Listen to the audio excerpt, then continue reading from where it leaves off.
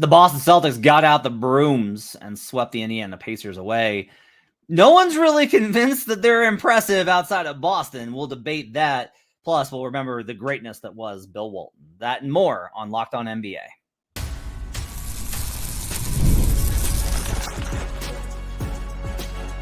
You are Locked On NBA, your daily NBA podcast.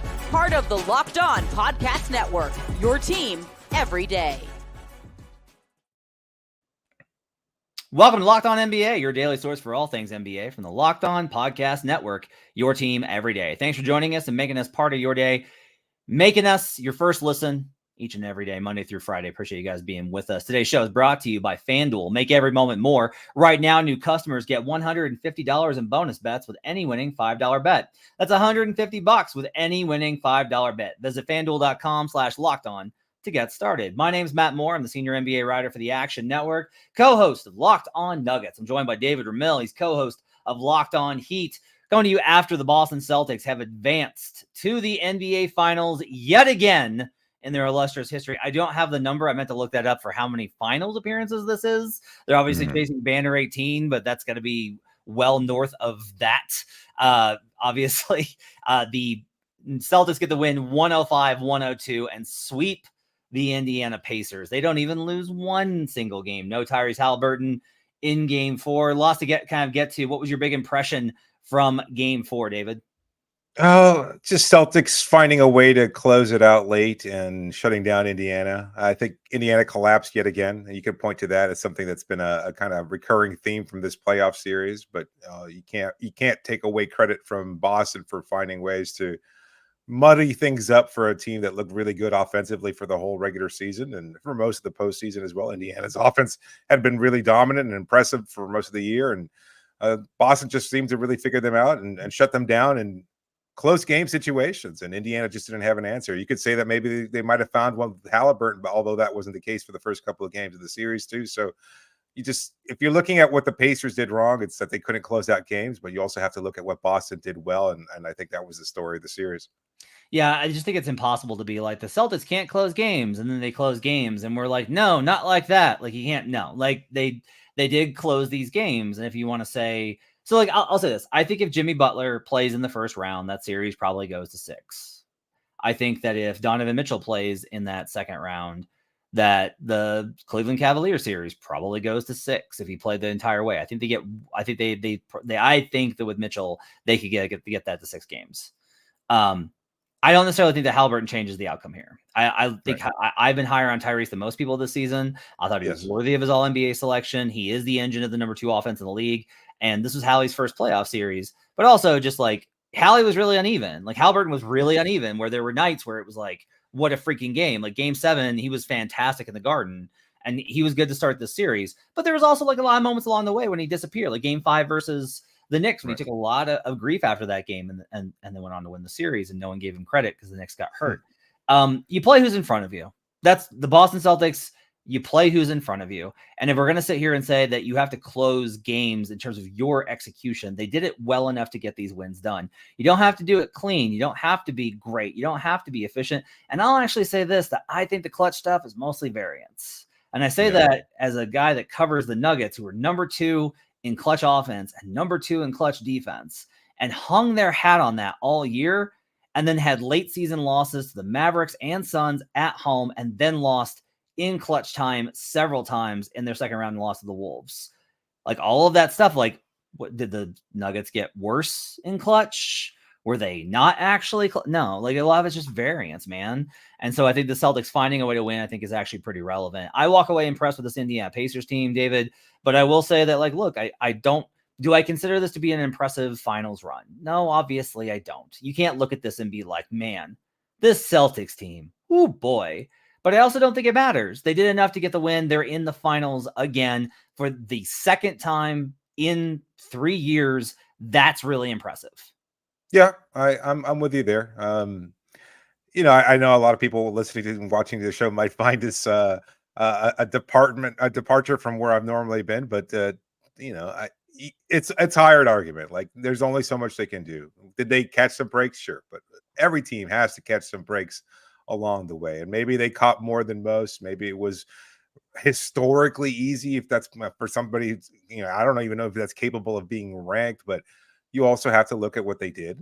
That's win every series dominantly. Like, they lost twice in this run. So that's pretty impressive. And these were good teams without Halliburton. I mean, you could point to the fact that they were missing him, but past 2 games were close, even without Tyrese having played a single minute. So I think that says a lot about Indiana, but it also says a lot about Boston being able to put away whoever was in front of them. And now their challenge is trying to look up and see if they can face a Dallas Mavericks team or perhaps even a Minnesota Timberwolves team if they're able to manage an incredibly historic comeback. So it looks likely that it'll be a finals between the Mavericks and the Celtics, and Boston will do what they done. I've done a complete 180 from where I was last week. I thought Minnesota at that point in time, I thought they had enough depth. I thought that Karl Anthony Towns would continue his hot streak of shooting, etc.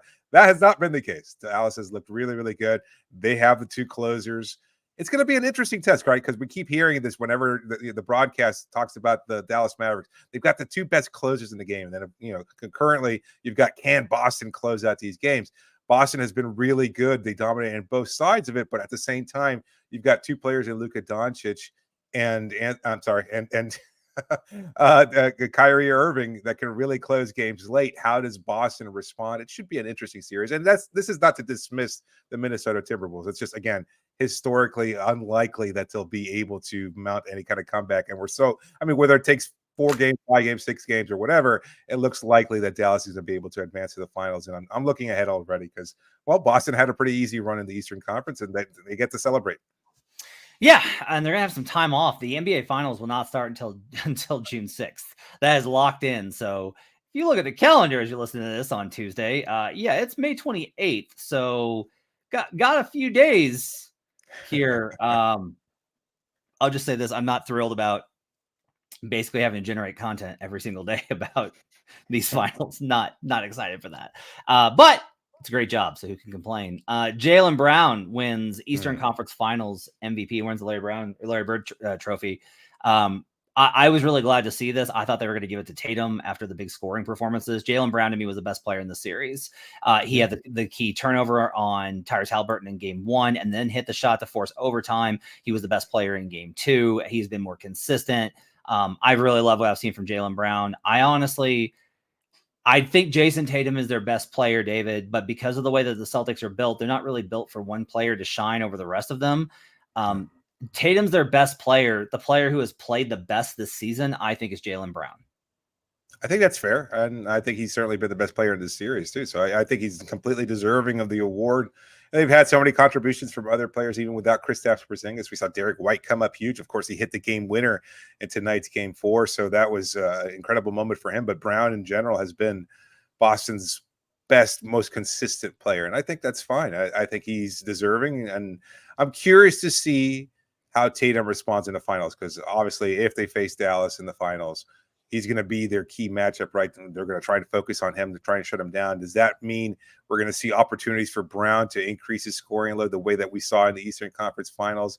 I'm curious to see how that all plays out. But for now, anyway, you know what? It's a heck of an achievement. Great season overall for him, and a really good performance against these Indiana Pacers. I do think that I'm with you that we have gone too far with the Boston stuff. Like, the folks I work with over at Action are just like, whoever comes out of the West, like they're talking themselves in the Mavericks right now. They're like, oh, I can't wait. Like, come on, we get Luka and Kyrie in the clutch versus these clowns. And I'm kind of like, I don't know. Like, they did win like 64 games and then, have only lost twice and are fully healthy and have the best net rating and have been the best team. I get it. And I'm not saying that the Celtics are not overrated by resume. Like, the Celtics resume is better than the team is. Like, David and I would agree. This is not, like, you would agree with me, this is not an all-time team. I don't think so. I don't see it that way. I mean, it seems like they've taken advantage of a lot of weak spots here and there, which is fine. Like, that's what you're supposed to do. That's but okay. it just, yeah. Like, there's a battle here between, you don't want to not give them credit, but you don't want to give them credit for something that isn't true. Like, you can't just look at the numbers in the resume and be like, well, they are an all-time team. Look at the resume, when it's like, no, but we watch them. Like, we watch them every single night. But that also dealt with it. The difference, though, is that doesn't mean they're not going to win the title. Like, that's the difference. And if they win the title, banner 18 hangs no matter what. Right.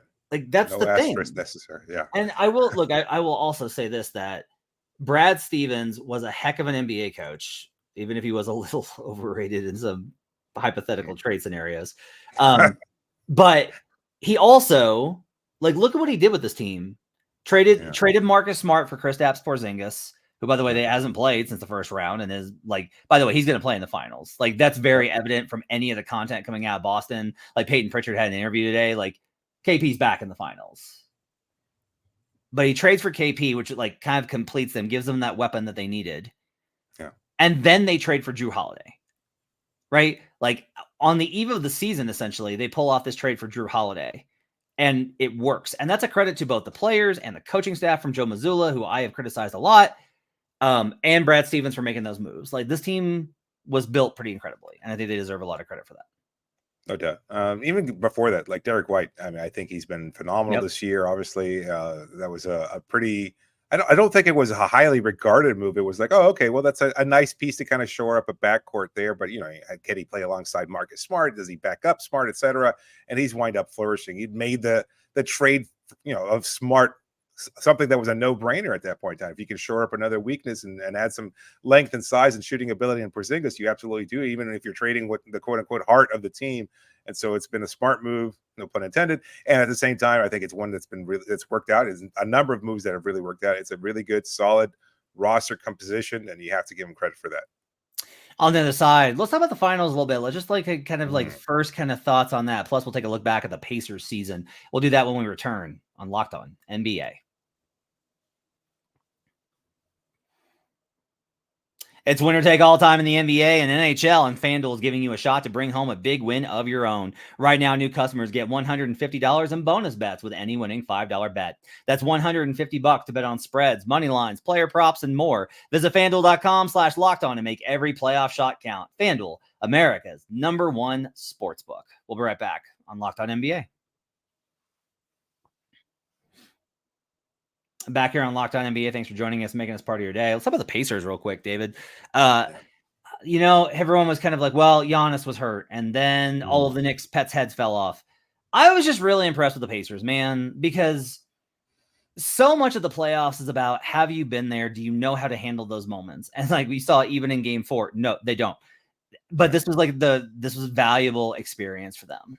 The Tyrese Haliburton didn't get a first round series to dip his toes into the playoffs. He got 2 full rounds in a game of the conference finals to kind of work their way through, to work his way through. And he'll come back next season understanding what that takes.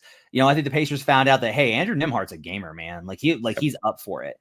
And the fact that the Pacers kept going down in these series and they would have bad losses and they would just come back and they would still compete. There were so many opportunities for them to quit. They got swept because they're not very good, because they're a 6 seed. But they didn't lose game 4 because they quit and gave up. They were still in this game. They still battled. They had a lead. They had an opportunity to win all of these games. They had a chance to win each of these games in the conference finals. I love their offense. I love how they're built. Finding ways for them to replicate the offense while balancing out defensively, I think is going to be a challenge. But I loved what I saw from Indiana this season. Yeah, it was an impressive run. Again, that they took advantage of bad teams or teams that suffered injury or anything like that. Sure. I mean, that's every team. That's every opportunity in the playoffs. You make the most of it, but they still capitalize on those. As much as we want to give credit to Boston, give credit to Indiana as well for doing what they could. And yes, they were clearly overmatched in the series against Boston with Haliburton or without. But they had an impressive run all year long. They were really dominant in terms of their offense. It was a fun team to watch. A league pass team, if you will, one that you could really be entertained with. They gave up as many points as they put up, and at the same time, I think they got better throughout the playoffs. I think they started to show that they had some defensive tenacity, that they had a little bit of interest in playing on that side of the ball, and then we saw them kind of evolve, and we saw these players get better. I was impressed with Nembhard as well. I think they have a nice player in Shepherd as well. I mean, they've got some nice players surrounding Haliburton, but I think they're still missing a key player, though, and I think the offense, for as good as it is, as dynamic as it is during the regular season, and it was even in spots during the postseason, the fact that they lost so many close games, I think, is particularly alarming. And the fact that they don't have the designated closer, we're just talking about Dallas. They have their closers, obviously, and those are rare and hard to find. but they need somebody like that. And I don't know if they can find that or address that need, but I think it's certainly something that they have to consider going into this offseason. They need to shore up and get even better somehow. If you're looking at this roster in terms of what they need to improve, what would you say is the thing that they're missing most? So I think one of it is, I actually genuinely think that they need a number 2. Yep. I think Halliburton. Siakam. I think you kind of look at the struggles of Siakam in this series and in this game, right? Like he finishes game 4 when he was the primary guy with 19 points on 18 shots. Now he had 19 and 10, not bad. But the shooting efficiency I think is tough. And I just kind of wonder if you need a number 2 who's going to be kind of like that level of guy who's a big wing defender too, to kind of pair with him. Because I think if you slide everybody down one where it's like, I mean, ideally, yes, you would get somebody better than Halliburton. Like that would be the ideal. Is like imagine Halliburton as like the number 2. That's amazing, right? Yeah. But like Hallie is the number 1, a top level defender who can score on his own is number 2. Siakam as a 3rd option, and then Turner goes to the 4th. Like I love Miles Turner as a 4th option, and Andrew Nembhard as a 5th. That's great, right? Yes. But you have to be able to kind of balance that with, I think, somebody else, especially somebody that can create on his own. Because I do think that one of the things is that Halliburton very much, like I watch Halliburton and I see Steve Nash. Like that's how I see him. And he's got the same kind of instincts. And the Suns could have won a title in the mid 2000s. They really could have. But they did need to be able to play a little bit more defense. And that's kind of my question here is, I don't know how you balance this team going forward, keep their identity and what they're so great at and balance them, because a lot of times teams will try and find that balance, and what you'll end up with is just a team that's like pretty good on both ends. Right. And the Pacers were unbelievable on offense and a train wreck on defense, and it worked because especially in this league, I think that especially in the East, I think there's a lot of teams in the East that are just like pretty good on offense and defense. There's very few teams that are elite on either end of the floor. And that's one of the things I think that the Pacers kind of had going for them. So trying to figure out how to like navigate that, I think is going to be a real challenge for them, on top of the fact that getting guys for Indiana is always hard. Yeah, they can't abandon that identity either. I think they kind of have to lean into it and work, and it works so well, but ultimately they came up short. It's just finding the right players that can kind of fit that mold. And I don't know that player exists. Like who's the player that can kind of keep up offensively with what Indiana did this year, and at the same time put up some great defense as well and shut down opposing wings and things of that sort. I don't know that player is out there, or nor is he readily available to Indiana, as you point out. But I have one. Ooh, okay. Who is it? You know him quite well. Is it Jimmy Butler? Because I'm thinking Jimmy Butler. Yeah, I could see it. Jimmy Butler. I mean, you did not mention this. You just pointing out to everybody, you did not preface the show by saying that it literally just came to me. It literally it does make sense. It is exactly right. As far as he does not have to take up the scoring lead, he can miss 60, 25 games per year or whatever. It's okay. You get him in the playoffs if he's healthy, even at this advanced age or whatever in his career. Like he can be that closer, and he's not going to shy away from the moment. And he's not going to be scared of any opponent, whether it's Boston or anybody else. And he can be the backseat guy at the same time, be a guy who can take over moments in the fourth and play defense at a high level. It makes total sense. He gets to play with TJ McConnell again. Yes, good friends with TJ, obviously. I don't know. I don't see how that trade works out, but I'd be interested to see it. I mean, from an aesthetic perspective, as much as I enjoy covering the Heat and seeing that team and Jimmy on it, it would be interesting to see Jimmy on this Indiana Pacers team, because I think he checks off a lot of the boxes of what they might need in terms of leadership, experience, and everything else. So, yeah, it'd be interesting. It would be interesting. Pipe dream. All right. Up next, we'll talk a little bit about the finals. Up first, we're going to talk about some injury news for Game 4, and we'll remember the legend of Bill Walton. We'll talk about that next here on Locked On NBA.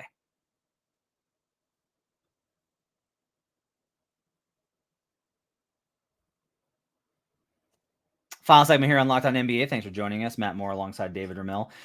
David, what's your first impression of Celtics Mavericks? Because you and I will not be on the air. Yeah, no, I think it. Wait, of what? Of?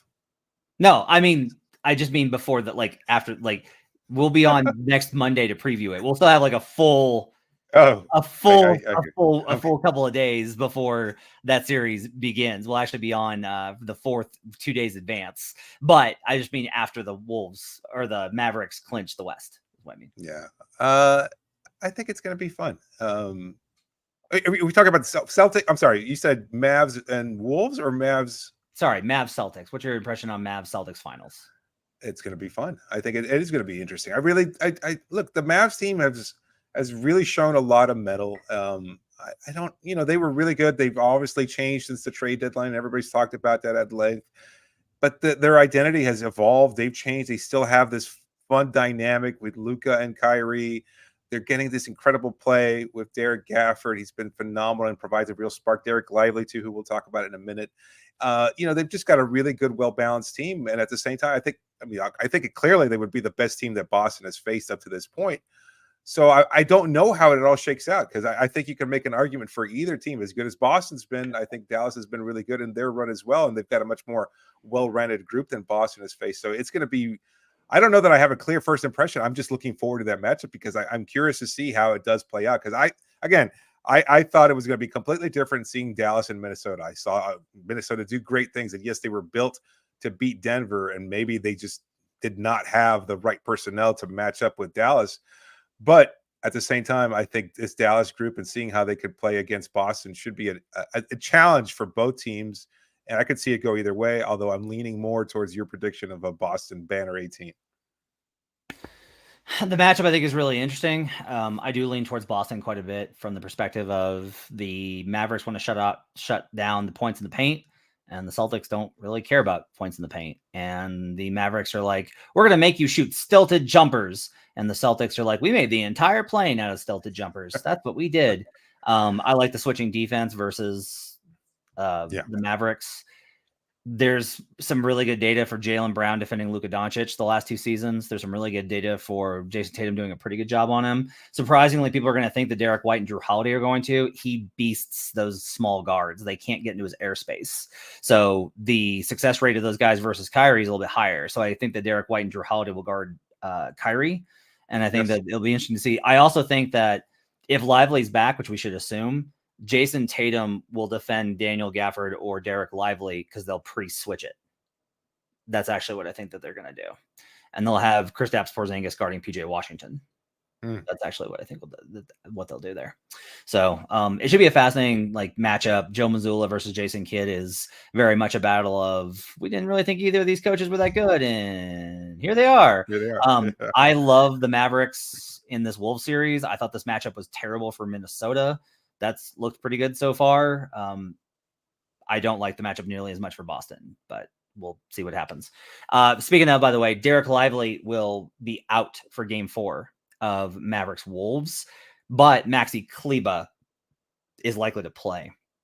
He's been upgraded to questionable. It's very likely that he plays in this game. What's interesting, though, is Kleber's most effective in the Gobert minutes. That's what the Mavs did to the Jazz in Gobert's 2022 series, is they spaced the floor with Kleber to the corner, which took Gobert out of the action, and then ran at Donovan Mitchell over and over and over and over and over again. So that's where he's most valuable. But Kleber's obviously coming off the bench now in Lively's role, which means that he's playing in the Cat and Naz Reid lineups, which isn't as effective because those lineups switch more anyway.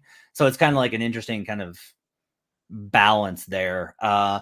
This makes it, I will say, a little bit interesting just because Derek Lively has been so good. Gafford was amazing to close game 4. So maybe that's all that matters, or game 3. Maybe that's all that matters. But I do think that Lively's been such a huge impact here. I am a little bit curious about game 4. Yeah, I wouldn't be surprised if Minnesota wins it, especially because of their ability to dominate those specific minutes where Kleber's out there. His ability to space the floor, assuming, again, if he's effective in that role, if he can hit those shots, that's fine. And maybe he'll make up for what he gives up defensively. But I think they'll be able to attack the paint with him in there. And I think they'll be effective in those minutes. And so you wonder how much that changes the dynamic of the game. But these games have been really close coming down to the wire.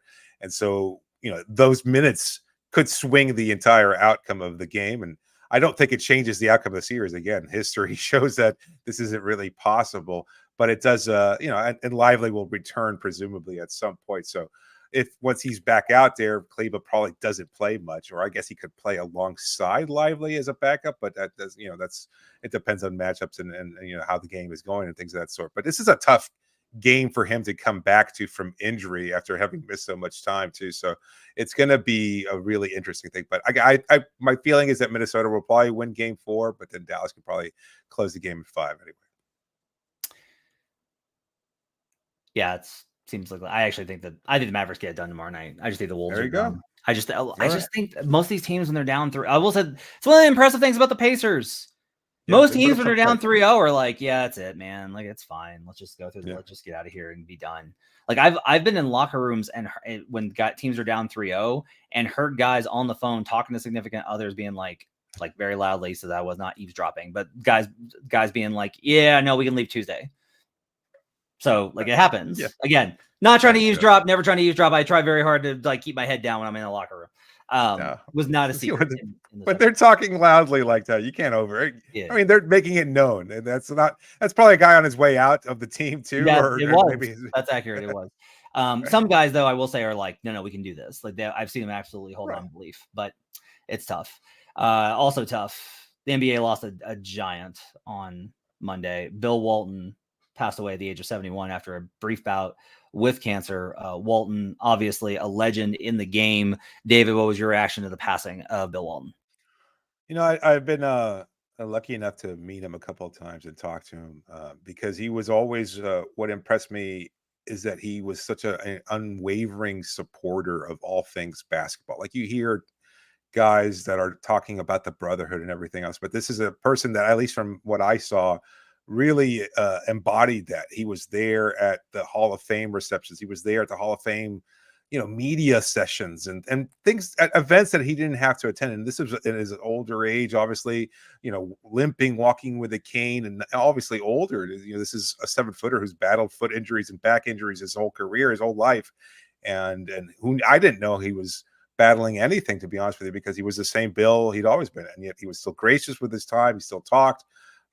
He was friendly and again supportive of everything about the league. He was there in Indiana at the alumni events, doing what he'd always done. Again, supporting the guys around the league. Just you can't tell the story of the NBA without him. And that might seem hyperbolic, but during what a lot of people consider a bleak or dark time in the NBA of the late 70s, a team that didn't really stand out, or maybe might not be remembered historically. The Portland Trailblazers team of 1977 was as fun a group as you can watch. And if you haven't read David Halberson's book, The Breaks of the Game, you're doing yourself a disservice. That was a fantastic story. That was not even about the 77 team. It was about the aftermath. And it doesn't even paint Walton in a very favorable light, but he evolved over the course of his career. That was a trend-setting team. And it was a really fun group of players that were put together, coached by Dr. Jack Ramsey, and Walton was the key. He was a big name at UCLA. He was a center that reminds a lot of people of what Jokic is like, passing the ball, pulling down rebounds, creating offense, doing things that maybe a lot of centers hadn't done up to that point, where they were just viewed as big pituitary cases that were hogging up the paint. Walton was not that, and then he had his second phase of his career as a sixth man with one of the teams that is historically great, or viewed that way, in the 1986 Boston Celtics. That was a really good group with a number of Hall of Famers on that roster. And even his career as a broadcaster, everybody listening to this show has heard a game either collegiately or at the NBA level called by Bill Walton, and his unique, recognizable voice. As a Grateful Dead fan myself, I always appreciated that. Again, his support and love of the Grateful Dead really made him interesting, but just the way he loved the game. And you could tell, maybe it was just a bit or a persona that he just certainly lived up or hyped up while he was on air. But I think, again, behind the scenes, when nobody was talking to him and he wasn't the star or the attention grabber or anything like that, there he was supporting guys that had been part of the Alumni Association, the brotherhood of the NBA. His love of basketball shined through in everything he did. And so I was glad to have met him and sorry to hear about his passing. He was such a thoughtful guy. That was always what I appreciated about him. I talked to him once or twice, and I was always just blown away by how thoughtful he was about things. I want to run over the resume real quick from a basketball perspective. 3-time National College Player of the Year, 2-time NCAA champion, 2-time NCAA Final Four Most Outstanding Player, member of both the 50th and 75th anniversary teams in the NBA, He was the blocks leader in 77. He was the rebounding leader in 77. He's a 2-time All-Star, 2-time All-NBA, 2-time All-Defensive, most valuable player in 78, Finals MVP in 77, 2-time champion in 77 and 86 with the Celtics, and he was the sixth man of the year in 86 as well. But that's the cool thing about Walton is like he was remembered for so much more, and he was an innovator with how he was as like a passing big, and he was an innovator in terms of that joy that he took in expressing that love for the game. I think it's very, like, again, when you've been around the league a while, it's easy to get jaded because a lot of guys do it for the money. And Bill Walton genuinely was around basketball because he loved it, and it was good to him, and he made a living, but he loved it. And that to me is something really incredible. To still have that kind of joy that he had throughout his entire life, I think is really amazing. To like never really, to not move on, to not let go, to have that passion and joy for something and carry it through. He could have been so bitter about how his career was derailed with injuries. Like he could have been such a bitter dude off of how good he was and what the injuries did to him. And he could have never come back for that 86 Celtics team, but instead, like, he wanted to play, he wanted to contribute, and he gave something amazing. And he gave so much to people in the sport of basketball. And I just think we will always be grateful for what Bill Walton gave to the game. Agreed. All right, that's going to do it for Locked On NBA. Thanks for joining us. Appreciate you guys being with us. Tomorrow, you've got John Corrales, who should be a very happy camper, and Jake Madison recapping the Western Conference Finals if they're done, or looking ahead to Game 5 if the Wolves manage to pull it out. We'll get you started throughout the week as we head through the 9 days of coverage before the NBA Finals begin if the Mavericks wrap things up tomorrow night. Thanks for joining us. Keep it right here on Locked On NBA.